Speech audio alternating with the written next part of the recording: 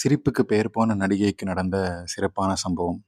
So இந்த நடிகை வந்து ரொம்ப ரொம்ப அழகா இருப்பாங்க சிரிச்சாங்கன்னா. சிரிப்புக்கு தான் மயங்காத ஆளே இல்ல அப்படின்னு சொல்லி தமிழ்லயும் சரி, தெலுங்குலயும் சரி இவங்களுக்கான ரசிகர்கள், இவங்களுடைய கவர்ச்சிக்கு விட இவங்களோட சிரிப்புக்கு தான் வந்து அடிமை. அப்படிப்பட்ட ஒரு நடிகை கிட்டத்தட்ட 10லிருந்து 15 வருஷம் வந்து ஆக்சுவலா 10 வருஷம் மட்டும் தான். ஸோ 10 வருஷம் சினிமா இண்டஸ்ட்ரிய வந்து ரூல் பண்ணாங்க. தமிழ்லயும் சரி, தெலுங்குலயும் சரி நடிச்ச படங்கள் எல்லாம் வந்து பாதிக்கு பாதி ஃப்ளாப் ஆனாலும் சரி, இவங்களுடைய சிரிப்ப பார்க்கறதுக்காகவே, இவங்க காட்டக்கூடிய அரைகுறை கவர்ச்சிக்காகவே திரைப்படத்த வந்து பார்க்க வந்தாங்க. இந்த நடிகைக்கு அவ்வளோ மவுசு.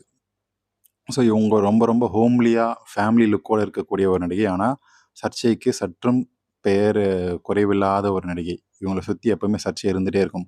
ஹோம்லியா இருக்கக்கூடிய நடிகைக்கு பின்னாடி எதுக்குடா இவ்ளோ சர்ச்சை அப்படின்னு சொல்லிற அளவுக்கு நடிகை வந்து சர்ச்சைய வந்து தன்னுடைய பாக்கெட்லயே வச்சு சுத்துவாங்க. இப்ப வந்து வயசாயிடுச்சு, 40 வயசாயிருச்சு. கல்யாணம் காட்சி அப்படின்னு